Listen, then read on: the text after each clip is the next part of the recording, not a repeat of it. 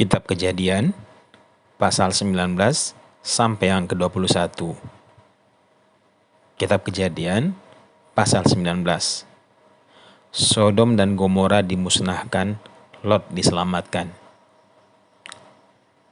Kedua malaikat itu tiba di Sodom pada waktu petang.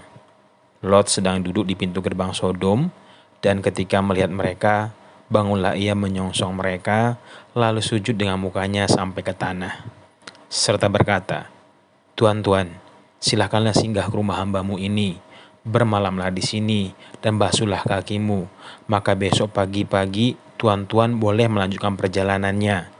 Jawab mereka, "Tidak, kami akan bermalam di tanah lapang." Tetapi karena ia sangat mendesak mereka, singgahlah mereka dan masuk ke dalam rumahnya. Kemudian ia menyediakan hidangan bagi mereka. Ia membakar roti yang tidak beragi, lalu mereka makan. Tetapi sebelum mereka tidur, orang-orang lelaki dari kota Sodom itu, dari yang muda sampai yang tua, bahkan seluruh kota, tidak ada yang terkecuali, datang mengepung rumah itu. Mereka berseru kepada Lot, "Di manakah orang-orang yang datang kepadamu malam ini? Bawalah mereka keluar kepada kami supaya kami pakai mereka." Lalu keluarlah Lot menemui mereka ke depan pintu, tetapi pintu ditutupnya dari belakang. Dan ia berkata, "Saudara-saudaraku, janganlah kiranya berbuat jahat. Kamu tahu, aku mempunyai 2 orang anak perempuan yang belum pernah dijamah laki-laki. Baiklah mereka kubawa keluar kepadamu, perbuatlah kepada mereka seperti yang kamu pandang baik. Hanya jangan kamu apa-apakan orang-orang ini, sebab mereka ini memang datang untuk berlindung di dalam rumahku." Tetapi mereka berkata, "Enyahlah." Lagi kata mereka, "Orang ini datang ke sini sebagai orang asing, dan dia mau menjadi hakim atas kita. Sekarang kami akan menganiaya engkau lebih daripada kedua orang itu." Lalu mereka mendesak orang itu, yaitu Lot, dengan keras, dan mereka mendekat untuk mendobrak pintu. Tetapi kedua orang itu mengulurkan tangannya, menarik Lot masuk ke dalam rumah, lalu menutup pintu. Dan mereka membutakan mata orang-orang yang di depan pintu rumah itu, dari yang kecil sampai yang besar, sehingga percumalah orang-orang itu mencari-cari pintu. Lalu kedua orang itu berkata kepada Lot, "Siapakah kaummu yang ada di sini lagi? Menantumu atau anakmu laki-laki, anakmu perempuan, atau siapa saja kaummu di kota ini? Bawalah mereka keluar dari tempat ini, sebab kami akan memusnahkan tempat ini, karena banyak keluh kesah orang tentang kota ini di hadapan Tuhan. Sebab itulah Tuhan mengutus kami untuk memusnahkannya." Keluarlah Lot lalu berbicara dengan kedua bakal menantunya yang akan kawin dengan kedua anaknya perempuan, katanya, "Bangunlah, keluarlah dari tempat ini, sebab Tuhan akan memusnahkan kota ini." Tetapi ia dipandang oleh kedua bakal menantunya itu sebagai orang yang berolok-olok saja. Ketika fajar telah menyingsing, kedua malaikat itu mendekat Lot supaya bersegera, katanya, "Bangunlah, bawalah istrimu dan kedua anakmu yang ada di sini, supaya engkau jangan mati lenyap karena kedurjanaan kota ini." Ketika ia berlambat-lambat, maka tangan istri dan tangan kedua anaknya dipegang oleh kedua orang itu, sebab Tuhan hendak mengasihani dia. Lalu kedua orang itu menuntunnya keluar kota dan melepaskannya di sana. Sesudah kedua orang itu menuntun mereka sampai keluar kota, berkatalah seorang, "Larilah, selamatkanlah nyawamu. Janganlah menoleh ke belakang, dan janganlah berhenti dimanapun juga di lembah Yordan. Larilah ke pegunungan, supaya engkau jangan mati lenyap." Kata Lot kepada mereka, "Janganlah kiranya demikian, tuanku. Sungguh hambamu ini telah dikarunia belas kasihan di hadapanmu, dan tuanku telah berbuat kemurahan besar kepadaku dan memelihara hidupku.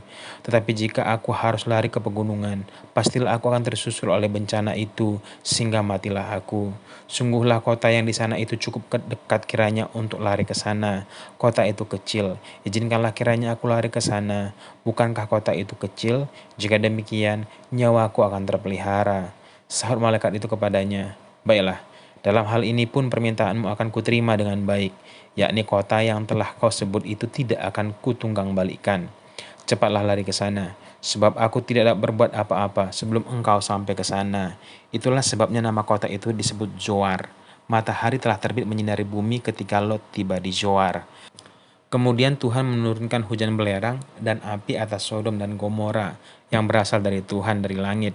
Dan ditunggang balikannya lah kota itu dan lembah Yordan dan semua kota-kota serta tumbuh-tumbuhan di tanah.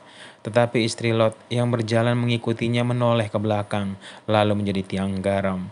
Ketika Abraham pagi-pagi pergi ke tempat ia berdiri di hadapan Tuhan dan memandang ke arah Sodom dan Gomora serta ke seluruh tanah lembah Yordan, maka dilihatnyalah asap dari bumi membumbung ke atas sebagai asap dari dapur peleburan. Demikianlah pada waktu Allah musnahkan kota-kota di lembah Yordan dan menunggang balikan kota-kota kediaman Lot. Maka Allah ingat kepada Abraham, lalu dikeluarkannya Lot dari tengah-tengah tempat yang ditunggang balikan itu. Lot dan kedua anak perempuannya. Pergilah Lot dari Zoar, dan ia menetap bersama-sama dengan kedua anaknya perempuan di pegunungan, sebab ia tidak berani tinggal di Zoar. Maka diamlah ia dalam satu gua beserta kedua anaknya. Kata kakaknya kepada adiknya, "Ayah kita telah tua, dan tidak ada laki-laki di negeri ini yang dapat menghampiri kita, seperti kebiasaan seluruh bumi. Marilah kita beri ayah kita minum anggur, lalu kita tidur dengan dia, supaya kita menyambung keturunan dari ayah kita." Pada malam itu mereka memberi ayah mereka minum anggur, lalu masuklah yang lebih tua untuk tidur dengan ayahnya. Dan ayahnya itu tidak mengetahui ketika anaknya itu tidur dan ketika ia bangun. Keesokan harinya berkatalah kakaknya kepada adiknya, "Tadi malam aku telah tidur dengan ayah. Pada malam ini juga kita beri dia minum anggur. Masuklah engkau untuk tidur dengan dia, supaya kita menyambung keturunan dari ayah kita." Demikian juga pada malam itu mereka memberi ayah mereka minum anggur. Lalu bangunlah yang lebih muda untuk tidur dengan ayahnya. Dan ayahnya tidak mengetahui ketika anak itu tidur dan ketika dia bangun. Lalu mengandunglah kedua anak Lot itu dari ayah mereka. Yang lebih tua melahirkan seorang anak laki-laki dan menamakannya Moab. Dialah bapa orang Moab yang sekarang. Yang lebih muda pun melahirkan seorang anak laki-laki dan menamainya Ben-Ami. Dialah bapa Bani Amon yang sekarang. Kitab Kejadian pasal 20. Abraham dan Abimelek. Lalu Abraham berangkat dari situ ke tanah Negeb dan ia menetap antara Kades dan Syur. Ia tinggal di Gerar sebagai orang asing. Oleh karena Abraham telah mengatakan tentang Sarah istrinya, "Dia saudaraku," maka Abimelek raja Gerar menyuruh mengambil Sarah. Tetapi pada waktu malam, Allah datang kepada Abimelek dalam suatu mimpi serta berfirman kepadanya, "Engkau harus mati oleh karena perempuan yang telah kau ambil itu, sebab ia sudah bersuami." Adapun Abimelek belum menghampiri Sarah. Berkatalah ia, "Tuhan, apakah engkau membunuh bangsa yang tak bersalah? Bukankah orang itu sendiri mengatakan kepadaku, dia saudaraku, dan perempuan itu sendiri telah mengatakan, ia saudaraku? Jadi hal ini kulakukan dengan hati yang tulus dan dengan tangan yang suci." Lalu berfirmanlah Allah kepadanya dalam mimpi, "Aku tahu juga bahwa engkau telah melakukan hal ini dengan hati yang tulus. Maka aku pun telah mencegah engkau untuk berbuat dosa terhadap aku. Sebab itu aku tidak membiarkan engkau menjamah dia. Jadi sekarang kembalikanlah istri orang itu, sebab ia seorang nabi. Ia akan berdoa untuk engkau, maka engkau tetap hidup. Tapi jika engkau tidak mengembalikan dia, ketahuilah, engkau pasti mati, engkau dan semua orang yang bersama-sama dengan engkau." Keesokan harinya pagi-pagi Abimelek memanggil semua hambanya dan memberitahukan seluruh peristiwa itu kepada mereka. Lalu sangat takutlah orang-orang itu. Kemudian Abimelek memanggil Abraham dan berkata, "Perbuatan apakah yang kau lakukan ini terhadap kami? Dan kesalahan apakah yang kulakukan terhadap engkau? Sehingga engkau mendatangkan dosa besar atas diriku dan kerajaanku? Engkau telah berbuat hal-hal yang tidak patut kepadaku." Lalu kata Abimelek kepada Abraham, "Apakah maksudmu? Maka engkau melakukan hal ini?" Lalu Abraham berkata, "Aku berpikir takut akan Allah tidak ada di tempat ini. Tentulah aku akan dibunuh oleh karena istriku. Lagi pula ia benar-benar saudaraku, anak ayahku, hanya bukan anak ibuku, tetapi kemudian ia menjadi istriku.